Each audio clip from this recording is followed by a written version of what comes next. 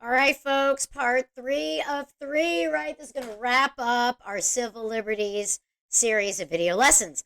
I am Miss Jennifer Blank, and I will be your guide in this journey. And I want to start you off with this lovely meme that states maybe if we all email the Constitution to each other, the NSA will finally read it. Okay, so today we are talking about the war on terror, we're talking about the Patriot Act. I opened this series of video lessons with talking about freedom versus security, and how it is 100% not possible to be 100% secure, right? And this could not be more relevant than to our issues with how we are prosecuting the war on terror. So, without further ado, let's get started. So, some key vocab we're going to look at. Now, do you need to memorize all of these things? No, you do not need to memorize all of these things. Uh, this video is less about memorize all this stuff and more about I want you to think. I want you to think about the ramifications of these things. I want you to think about what these are. I want you to think about whether or not these things are justified by the Constitution. Whether, or maybe we have to have some nuance. Maybe we need to qualify it. Maybe they're justified for a temporary amount of time, just not permanently. How temporary. Like I want you to be thinking about these issues. I want you to think. Okay. So these are a variety of key ideas that we're going to discuss today. So let's go. So historical breakdown. Everybody, I shouldn't say everybody, but some people are like, oh, this is the first time this has ever happened. No, no. Oh, sweetie, honey pie, baby cakes, sweetie pie. No, it's not the first time. So let's go right at the beginning of the country to 1798 with the Alien and Sedition Acts. And just like when most of these things are passed or approved, it's during a time of war,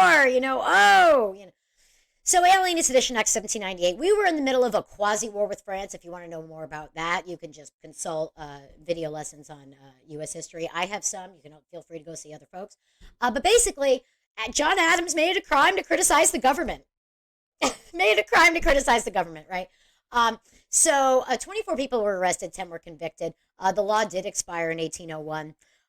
But the other issue was the alien part of it. Now, I talked about the sedition part of it. The alien part of it was basically John Adams retroactively removed the citizenship from people who had been citizens.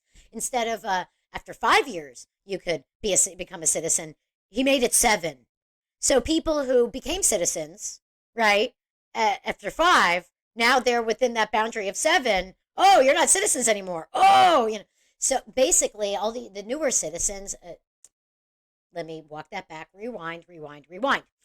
Adams was a Federalist. Thomas Jefferson was running against him in the election of 1800 as a Democratic Republican. Most of the newer citizens to the United States at that time were Democratic Republicans, and the Federalists were like, oh, damn snap, we're going to lose.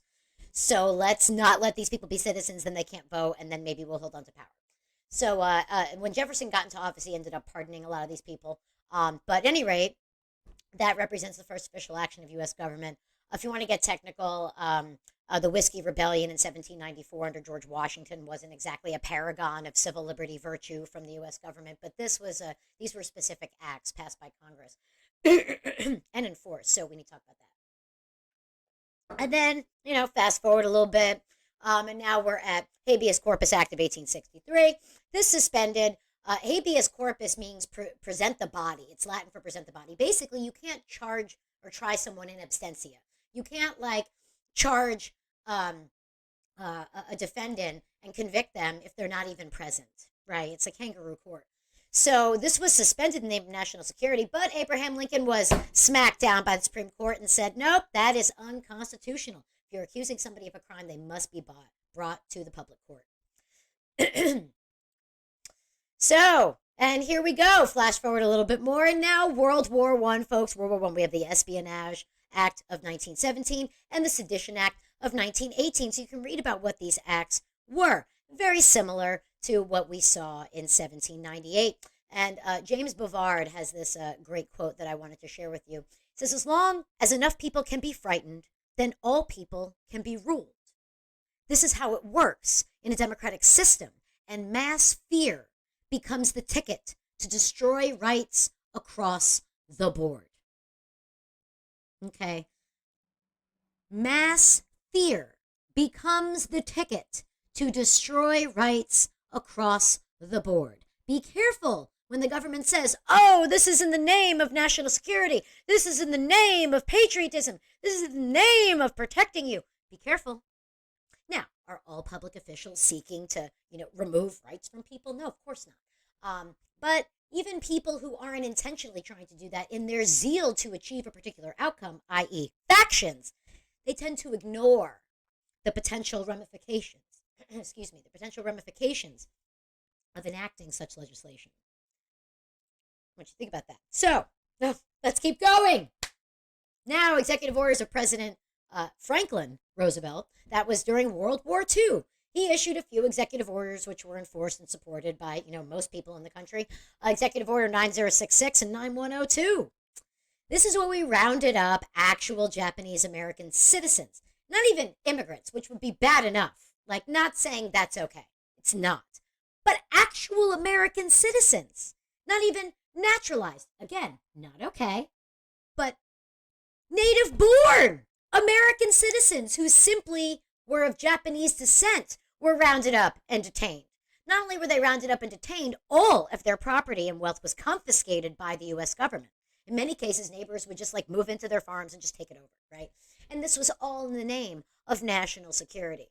We have the Pentagon Papers, which we've talked about in previous video lessons. That was during the Vietnam War in the 1970s, right? Now, luckily here, the government lost its case. In World War II, the Supreme Court didn't smack Roosevelt down. They said, oh, yeah, that's fine because it's a time of war, no problem. Are you serious? Are you serious? Look up Korematsu v. U.S. Look up that. Are you kidding me? We'll talk about that in class in much more detail. So I'm going to show you some images now. And feel free, if you would like, to simply just fast forward the video, move through them. But these are some images of 9/11, which brings us to our current topic of discussion. And hopefully this video won't get flagged because I'm showing these images. But it's important. As much as I say we need to be mindful of freedom versus security, I don't want to underestimate or not pay proper attention to what happens when emotions run high. It's difficult for people to act rationally in emotionally charged situations, which is why it's even more important that we have constitutional and governmental protections in place so that when we do get to these places of high emotional, irrational, fear-based thinking, we have mechanisms to bring us back from that brink. So most of my students who are watching this now have zero memories of 9/11. They were not born. So I want you to try to understand or try to get a sense of how people were feeling when it happened and how those feelings of fear led to the actions that took place after. This is New York City.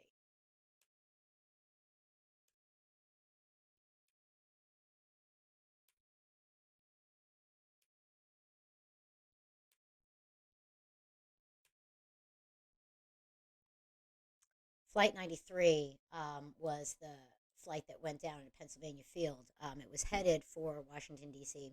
The passengers got together and decided to attempt to retake the plane. They did. They prevented it from making it to Washington, D.C., but all of them perished when the flight crashed in the middle of the Pennsylvania Field. The Pentagon was also hit that day, where hundreds of people died and were injured there as well. So I want us to understand that. And so now we are continuing to have this debate because the military authorization that was granted to then President Bush is still open, hasn't been closed. Congress, so the War Powers Act is not really in effect right now because we have an open military authorization. So the president can send troops and do things that he deems necessary to prosecute the war on terror. So as it says here, privacy rights have taken on particular importance since 9/11 in 2001. The Patriot Act was passed 45 days after 9/11. Most members of Congress didn't actually read it, but how could you vote against something that has patriot in it, right, after the country has just been attacked? So this law did a number of things, but the major thing it did was increase the power and size of the federal bureaucracy, which in many cases has put our civil liberties and civil rights in jeopardy. So